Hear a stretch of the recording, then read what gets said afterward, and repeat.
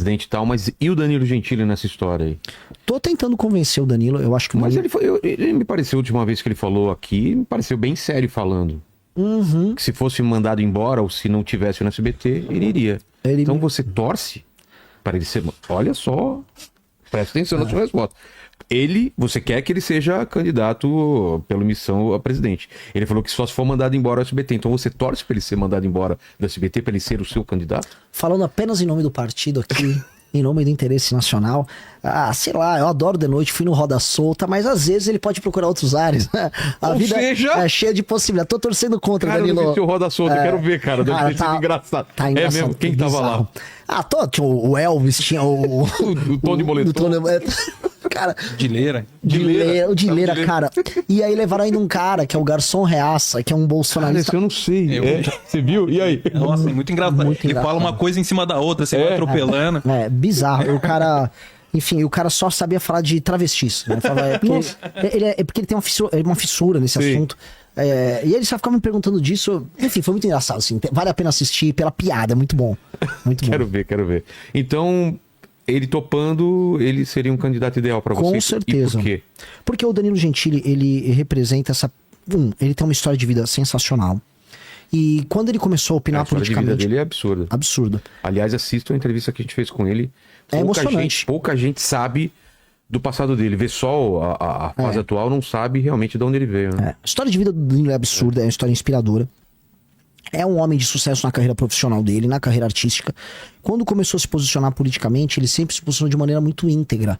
E ele nunca alterou as posições que ele tinha por conta de pressão do lado de cá ou do lado de lá. Então, ele sempre sofreu pressão para perder emprego por conta das posições dele na época que a esquerda estava no poder.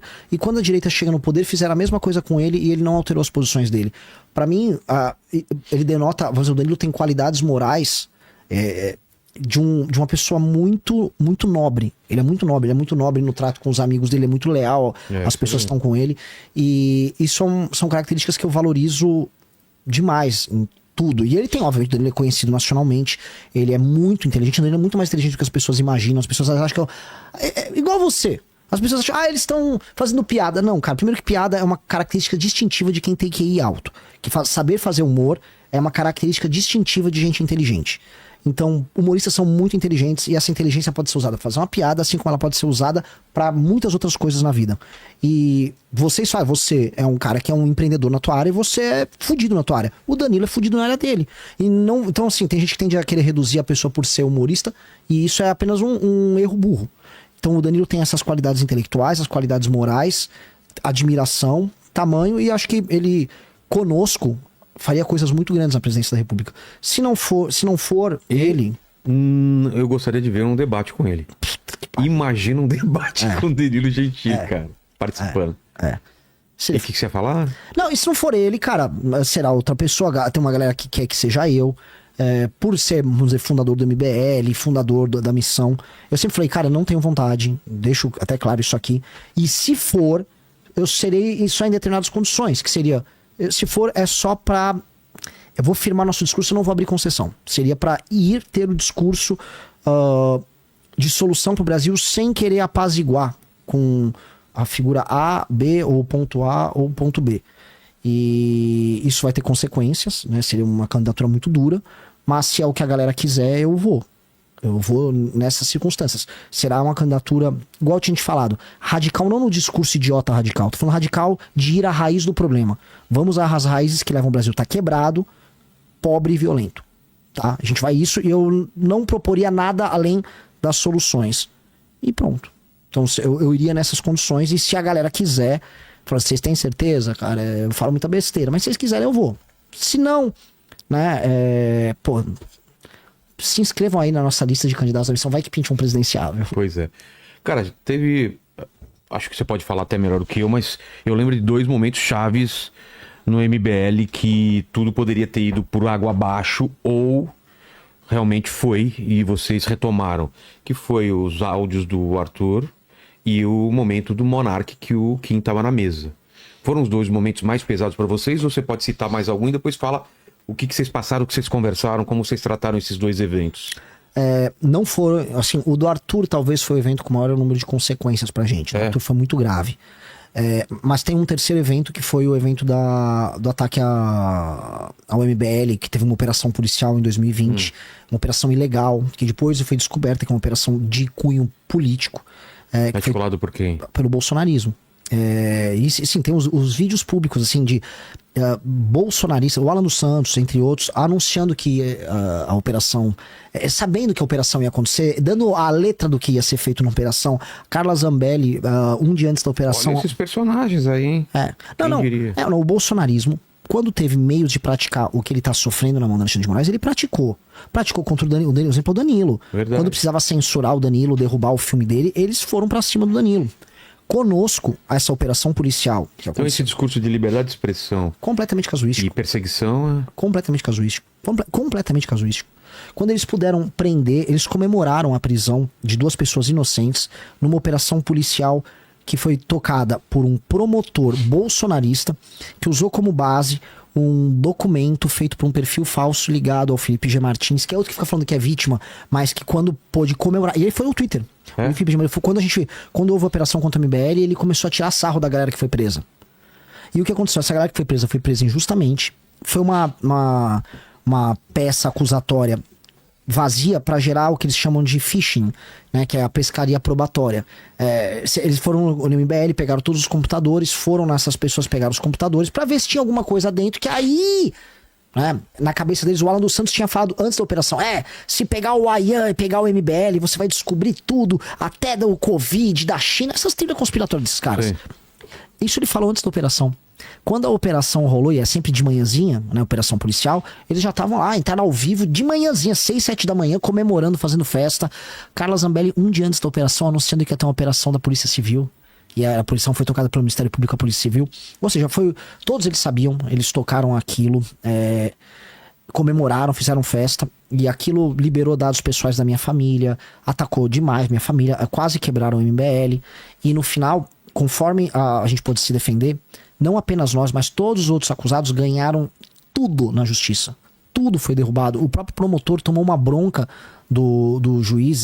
Tipo, isso aqui não é uma atuação séria. Inclusive a peça que ele estava me acusando, ele dizia aquele famoso, não tenho provas, mas tenho convicção, que ele me acusou de fazer, não apenas lavagem de dinheiro, mas fazer tráfico de influência. E o argumento dele que eu tinha tráfico de influência é que era público e notório que eu era uma pessoa influente, né? E que aí eu fazia tráfico de influência. Tudo foi derrubado na justiça. Então isso foi uma coisa muito pesada para todos nós. O do Arthur e do Kim tem um peso muito grande, porque se você for olhar, o Kim ter ido no Flow, lá com o Monark, e o Arthur com o áudio da Ucrânia, isso foi tudo num período de 45 dias. Ah, foi tão perto assim? Muito perto. Qual que veio antes? Do Kim. Nossa. Então foi assim, num período de 45 dias. Uma porrada e depois uma porrada final. E em ambos Como vocês geriram a questão do Kim? Que, claro, foi muito em cima do Monark, mas respingou nele. Sim. Foi o... Ele estava na mesa e não argumentou de uma maneira que esperariam dele e tal. O Kim, ele tava numa discussão desarmado. Como esses podcasts que você monta um painel... Não tem pauta, vai pra cá, vai pra lá. Ele não esperava que saísse esse assunto e... E virou um debate especulativo sobre liberdade de expressão. E aí, toda vez que entra no debate... A Tabata junto. Isso. E esse debate especulativo sobre liberdade de expressão acaba... E o Monark, ele gosta desse tipo de discussão. Só um aviso, tá? O Nando mandou mensagem, tá chegando aí, né? Tá chegando, tá em caminho. Brincadeira, né? É que o pessoal aqui no chat tá falando. Nando tá vindo aí brigar, veio de Mustang. A gente dá esses exemplos anedóticos, mas tem que ser cuidadoso. O Monark tava no negócio da liberdade de expressão, e aí ele acaba puxando, não, mas se um partido nazista, esse é muito perigoso. E exemplos muito extremos e ele pegou o pior exemplo possível que ele podia pegar. Aí tentaram derrubar o mandado do Kim, pra gente entender. O Arthur teve um pedido de cassação contra ele, e o Kim também teve um mandado de cassação contra ele. Do Kim também? Teve. A diferença do Arthur e do Kim enfim, o Arthur não... houve uma espécie de um pânico moral no caso do áudio do Arthur, mas o Arthur, ele era odiado na Lesp. Odiado por várias razões. Assim, por razões muito legítimas, ou seja, o Arthur mexeu muito com os privilégios da Lesp. Ele entrava com ações, ele votava contra... Ele expunha mamatas ali, e os caras odiavam ele. Paralelamente a isso, o Arthur talvez... eu não sei se ele vai fazer uma meia-culpa disso, mas o Arthur nunca se relacionou muito com os parlamentares lá. O Arthur falou assim, cara, eu tô sendo eleito aqui pra ser o cara que vai cobrar. e isso vai me ter um preço. Então eu vou estar sempre com a faca no pescoço. No pescoço. O Kim tinha outro tipo de mandato. Primeiro que não dá pra ter essa postura num parlamento que tem 513 pessoas. E segundo que o Kim, o foco dele era aprovar relatórios e projetos. Então, para aprovar relatórios e projetos, o Kim, por mais que ele era muito combativo, também tinha essa agenda antiprivilégio, o Kim construiu uma cadeia de relações melhor que a do Arthur. Então, quando botaram a faca no pescoço pra tirar o Kim, e o governo Bolsonaro queria. O governo Bolsonaro queria caçar o Kim com o argumento o medo da liberdade de expressão, né? O Kim conseguiu, cara, afastar. O Kim agiu muito bem politicamente, o Kim se resolveu, mas o Kim sofreu uma pressão muito grande, a gente teve que estar como grupo muito fechado junto com ele. E quando veio do Kim e logo em seguida veio do Arthur, pra gente entender, o Arthur tava sendo caçado e a cassação do Kim ainda tava no andar. Então a gente tava lidando... Então a gente ficou a primeira metade de 2022 num negócio horrível, cara. Foi muito pesado. O Arthur tava em campanha já, não tava? Tava. Foi um período muito, muito ruim. O dos 400 milhões que os atacaram, aquele exemplo que eu dei lá da operação policial, ela morreu rápido, porque a gente demonstrou que aquilo era absurdo e a gente começou a ganhar na justiça em série e foi que foi. O outro não, foi uma tortura lenta e gradual que fizeram com o Arthur. E fora a tentativa de derrubar o Kim. Aí o Kim conseguiu vencer e depois o Kim ganha a eleição. Ali talvez os inimigos nossos achassem, esses caras acabaram. Só que aí a gente venceu a eleição, surgiram quadros novos e aí, cara, parece que virou uma chave nossa. A partir do momento que a gente, os caras realmente tentaram fechar a gente em 2020, cara, tentaram acabar com o mandado do Kim e do Arthur em 22. A gente falou, cara, ou a gente se profissionaliza muito e cresce, ou a gente morre. Então, cara, é muito louco. Depois dessas porradas, a gente cresceu exponencialmente. É mentira que vocês só aceitam loiras no partido. É mentira, essa informação. Há uma taxa desproporcionalmente alta de loiras participando da nossa agremiação, mas isso não é um processo de seleção. Tá. Apenas acontece. E carecas? Não vi nenhum careca, não, né? Não tem careca, não. Isso é um preconceito, né? Os carecas. Aqui a gente é do clube do implante. Exato, é do implante. Manda aí, Kratos. Vamos lá, o Thiago Brandão, ele tá perguntando se ainda dá pra reverter a inegibilidade do Arthur e colocar ele de volta no jogo. É verdade. O que ele pode e não pode fazer? O Arthur entrou na justiça. Assim, ó, o processo contra o Arthur, e assim, a pessoa gosta ou não gosta do Arthur, não é um julgamento sobre a pessoa do Arthur, pra pessoas que são haters de esquerda e de direita do Arthur. O processo do Arthur foi todo atabalhoado, todo mundo sabe que a cassação dele não cumpriu os ritos. Todo mundo, os deputados da Lesp sabem. O Arthur entrou na justiça alegando isso, e o argumento tanto da justiça na primeira instância quanto no tribunal foi: isto é coisa do legislativo, nós não vamos invadir a prerrogativa do legislativo. O que tem uma ironia aqui no Brasil, um lugar que o judiciário invade as prerrogativas do legislativo o tempo todo, é engraçado, mas eu entendo. As cortes inferiores, elas têm medo de arrumar briga com a Assembleia Legislativa, por várias razões. Mas eles não vão arrumar essa briga. Isso só vai ser resolvido no STJ, em que esses requisitos formais que são necessários para você fazer a cassação vão ser levados em consideração no julgamento. E aí o Arthur, ele vai para o STJ, acho que ele vai ter essa discussão. E, cara, espero que ele tenha sucesso. Ele merece. O Arthur já passou pelo inferno dele. E assim, o cara tá inelegível por 8 anos por conta de um áudio. A pessoa não precisa gostar do Arthur. Num país de compra de voto, num país que hoje descobriram um cara lá no Pará que desviou só da COP30 48 milhões que descobriram. E desses 48 milhões ele já tava usando dinheiro vivo com a equipe dele e 5 milhões para ficar comprando voto na última eleição. Num país que isso acontece, falar que o áudio do Arthur é um problema chega a ser ridículo. É ridículo. Mas vocês teve na pauta de tirar ele do MBL? Não, cara. Essa foi uma coisa que pra mim é muito definidora da gente. Assim, o que a gente avisa pra lideranças nossas e porta-vozes? Cara, não trai a gente, não trai o time, não trai o projeto, não trai o eleitor. Não roube, não cometa crime. Feito isso, a chance de você cometer erros no processo. Erro. Fiz um voto errado, tomei uma decisão política estúpida. Erros que não são erros de intenção, mas erros no processo. Isso vão acontecer. E se você não tá roubando, nem traindo, nem aprontando, ou sendo antiético no trato, por exemplo, a gente expulsou um cara do MBL porque ele era um vereador vagabundo. Ele queria só gravar videozinho, não trabalhava, e quando a gente tinha uma denúncia de crimes que estavam acontecendo ali na Câmara de Vereadores ali de Curitiba, ele prevaricou, né? A gente expulsou o cara. Então, a gente tira fora quem comete esse tipo de erro. Gente que tem, vamos dizer, uma tendência a ser populista por nada, vagabundo, também tiramos. Mas o caso do Arthur ele mandou um áudio privado entre amigos. Foi um erro mandar o áudio. O áudio é muito irresponsável, porque ele é um homem público, era um candidato, tinha várias pessoas trabalhando com ele, então ele foi responsável, antes de tudo, conosco. E no teor da viagem também, né? Que era outro. O tema da Vai Viajar era outra coisa. Assim, a gente tava numa vibe super positiva na viagem, a gente tinha arrumado as doações, ia ser recebido pela galera, tava bombando a viagem. E tava funcionando legal, a gente tava trazendo um documentário pra mostrar como era o esforço de guerra ucraniano. E, cara, virou áudio o Arthur falando de loira. Foi uma merda, ele errou, ele molecou com a gente. Isso posto, ele não roubou, ele não traiu a gente, ele não traiu o eleitor dele, ele molecou. Tá, vamos estar com você, cara. Foi unânime, a gente decidiu, nós vamos estar com você, vamos passar essa barra, a gente vai pagar um preço muito grande por não te abandonar. Mas ele também foi um cara que pagou um preço muito grande quando minha família era atacada, ele me defendeu.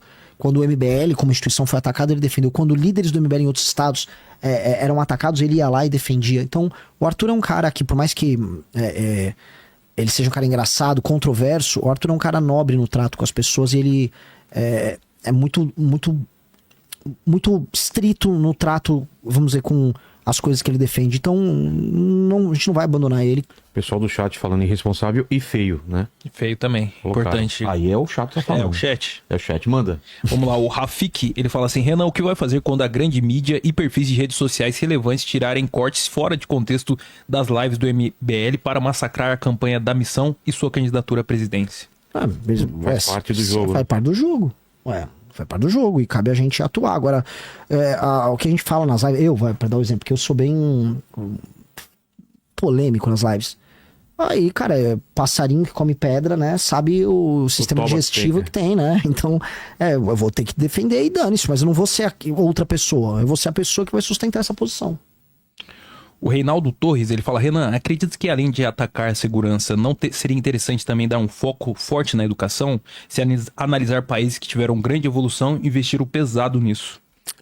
E completa também sobre o livro amarelo, que falaram tanto, já tá pronto, já saiu, como que é?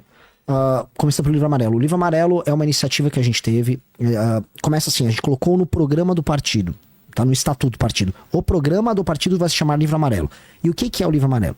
É um grupo de estudos que vai trabalhar em várias áreas, produzindo políticas públicas e análise de Brasil, para que os nossos candidatos e os nossos políticos emplaquem e, vamos dizer, toquem esses projetos no município, no estado e na presidência da República quando a gente chegar lá. Isso é a ideia do Livro Amarelo.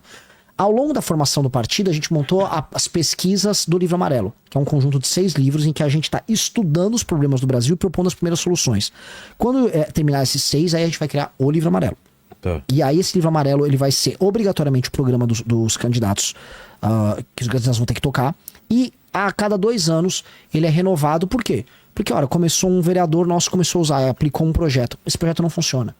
Olha, pessoal, fizemos uma revisão técnica, o nosso vereador em Dayatuba e o nosso prefeito em tal cidade testaram, essa política não funciona por tal razão, vamos alterar para tal coisa. E ficar permanentemente fazendo isso. E a coisa mais legal, assim, a gente vendeu tanto o Livro Amarelo, os estudos do Livro Amarelo, que boa parte do financiamento do partido, a montagem do partido, foi feita com o Livro Amarelo. Então, num país que não lê, você montar um partido vendendo livro é até irônico, mas rolou. E indo para educação, a gente tem propostas muito agudas para a parte da educação, porque naturalmente é um problema gravíssimo no Brasil. Primeira coisa que começa é que a pirâmide no Brasil é invertida, ou seja, as pessoas, o governo investe mais em educação superior do que educação básica. Na educação básica, se trabalha muito pouco com indicadores e existe um sistema de incentivo em que uma escola que vai mal recebe mais dinheiro. Você não tem que premiar quem está gerindo mal a escola. Se a escola está indo mal, você tem que trocar a gestão e você tem que premiar a escola que está indo bem. Trocou a gestão, traz a gestão de quem está indo bem, um novo modelo, e você tem que estimular as crianças a irem bem. Até em Alagoas, que é um lugar que o analfabetismo é super alto, teve um prefeito numa cidade do interior de Alagoas, eu acho que é Piauí ou Alagoas, que é o estado com mais analfabetismo no Brasil. Esse prefeito, por alguma razão, teve uma iluminação, ele falou: pô, vou resolver essa questão da educação. Aplicou essas políticas de desempenho e tal, participação e proximidade com a família, pum, estourou, melhorou pra caramba os índices de educação na cidade. Não é que, assim, é a coisa mais difícil do mundo melhorar a educação no Brasil, é que não existe nenhuma vontade pública pra isso. E as políticas públicas já existem, os métodos já existem, os rankings já existem, os indicadores já existem. É uma questão de, talvez, que é o que eu penso, o gestor público, ele tem que ser punido gravemente se ele não aplicar as políticas e não melhorar educação pública, segurança, etc. Que é um projeto que a gente tem, que é O prefeito que não atinge os indicadores na cidade de saúde, segurança e educação, ele sempre fica sem direito político. Entendi. Não conseguiu, cara, fazer com que, sei lá, a educação pública não passe uma nota mínima da provinha, você vai ficar inelegível. Por quê? Porque você não pode administrar, você é um idiota. Então não adianta na política o cara só ter o lado bom, vai ter que ter o lado ruim também. Kratos. O Miquel, ele fala, se o MBL chegar ao poder, quais serão as mudanças que fará no SUS? Mudanças, o SUS, a gente já comentou bastante, o SUS ele não é um sistema ruim. Ou, pelo contrário, o SUS, se tem uma das coisas que são mais estranhas no funcionamento do Brasil a Constituição de 88 propôs o sistema universal, foi colocado, e aí você tem vários méritos, por exemplo, a parte de vacinação do SUS, ela é fora de série, a gente é um dos países que vacina mais rápido do mundo, foi criada uma cultura de vacina no Brasil, foi em certa medida, com muitas dores, universalizado, ainda que com muitas filas, ainda com atendimento precário, em alguns lugares um atendimento desumano.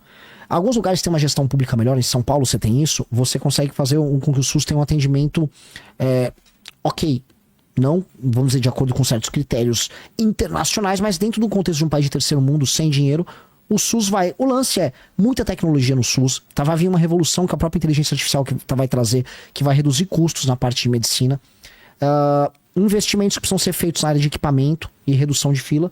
E eu acho que assim é um modelo que, se no início o MBL não concordava, eu acho que agora faz parte da cultura brasileira e que a gente tem que melhorar e manter ele universalizado. O Danilo Teixeira, ele fala assim, Renan, muita gente critica o MBL por serem playboys e jovens, ou seja, não se identificam. A missão tem a intenção de captar esse público? Playboys e... Eu não gosto dessa história do playboy jovem. Se a gente for fazer um recorte de quem é o membro do MBL e quem são os eleitos do MBL em geral, definitivamente não são pessoas de alta renda. O Faustino era um cara de uma família muito pobre e ganhou em Natal. O Sandro morava na favela. O Guto veio de uma família muito humilde. A família do Kim era humilde. A Amanda, com a mãe dela, tinha que se virar pra ralar. Quem veio de uma condição social um pouco melhor? Eu, que tenho um irmão junto, e o Arthur. Quando tinha o Holly do MBL, o Holly também veio de uma situação de favela. A maior parte dos membros do MBL, a gente tem esse senso. São caras de oriundos da classe C, em geral pardos, com uma curiosidade intelectual grande, vontade de pensar em soluções diferentes. Essas pessoas se identificam conosco. Já tem essa identificação. Agora, ir nesse lance, o cara só vai se identificar se o quê? Eu imitar um cara do Podpah? Eu não vou imitar um cara do Podpah. Eu acho que o cara do Podpah é um idiota. E eu acho que uma pessoa que, enfim, uma pessoa que vai querer me apoiar o partido que eu faço parte, porque eu fico fazendo trejeito, você tá ligado? Cara, desculpa, você tem suas prioridades na hora de apoio político são débeis. Eu não tô afim da gente fazer isso. Não acho que seja necessário. O pessoal tá falando que tá tendo uma carreata agora em Brasília, né? Um protesto à prisão do Bolsonaro aí depois. É isso? Tá tendo? Não, saiu uma nota que mandei do... Tem. Não vi. Manda aí, cara. Saiu uma nota do... Ministério Sul. Do quê? Aqui, ó. Falando o quê? Vamos lá, Alexandre de Moraes. O juiz Moraes, agora um violador de direitos humanos sancionado pelos Estados Unidos, continua a usar as instituições brasileiras para silenciar a oposição e ameaçar a democracia. E por ainda mais restrições à capacidade de Bolsonaro de se defender em público, não é um serviço público. Deixem Bolsonaro falar. Os Estados Unidos condenam a ordem de Moraes, que impõe prisão domiciliar a Bolsonaro, e responsabilizarão todos aqueles que auxiliarem e incentivarem a conduta sancionada. Ou seja, basicamente o Departamento de Assuntos do Hemisfério Ocidental do Departamento de Estado americano está avisando que provavelmente está ameaçando que vai sancionar os outros ministros do Supremo. Acho que tá claro na nota aí, porque eles terminam assim. Os Estados Unidos condenam a ordem de Moraes, que impõe prisão domiciliar a Bolsonaro, e responsabilizarão todos aqueles que auxiliarem e incentivarem a conduta sancionada. Eita. Então acho que isso vai envolver talvez alguma coisa PGR, isso já estava, e outros ministros do STF. Se for nesta linha, né, eu acho que é a linha que todo mundo estava imaginando, eles vão ficar enfrentando o judiciário ali. O judiciário tem que ver se o judiciário vai estar unido ou não com o Xandão. Qual foi a alegação do Xandão para pedir prisão domiciliar? Foram os vídeos em redes sociais? Os vídeos em rede social, a ideia de que em uma dessas manifestações, não sei se foi em São Paulo, houve uma grave ameaça contra ele, Alexandre de Moraes, e que o Bolsonaro, por ter participado em vídeo, sabe, honestamente, assim, ele só fez uma demonstração de força. O Bolsonaro, em tese, andando o processo lá do próprio Alexandre de Moraes, o Bolsonaro já estava se encaminhando para uma prisão.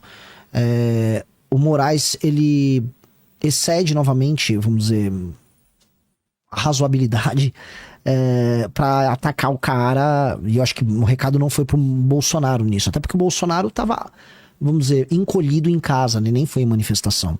O recado foi pros Estados Unidos. Vai avisar, e aí? Eu dobrei a aposta, aí você vai fazer o quê? Pra mim foi uma resposta muito mais do Alexandre de Moraes usando o Bolsonaro aqui pra atacar e responder o Departamento de Estado americano. Entendi. Manda aí, Kratos. O André Hartmann, ele fala assim, Renan, você acha que se o voto fosse facultativo teria mudanças boas em relação à compra de votos e diminuição de candidatos ruins sendo eleitos? Ou o voto facultativo não mudaria nada? Não mudaria, porque a partir do momento que você tem um estímulo pra votar em alguém através da compra, você quer votar. O cara que vende o voto, ele não faz, que droga, tá vendo alguém me trazer R$500 pra minha família pra eu votar. Que merda, hein? Não, o cara, ativamente ele quer. Então não mudaria muito. Tanto que hoje o voto é meio que facultativo. Assim, o dano que você tem em não votar é o quê? Pagar uma multinha que é uma Eu merreca. voto faz um tempo já. É. E, aliás, tem que pagar as multas.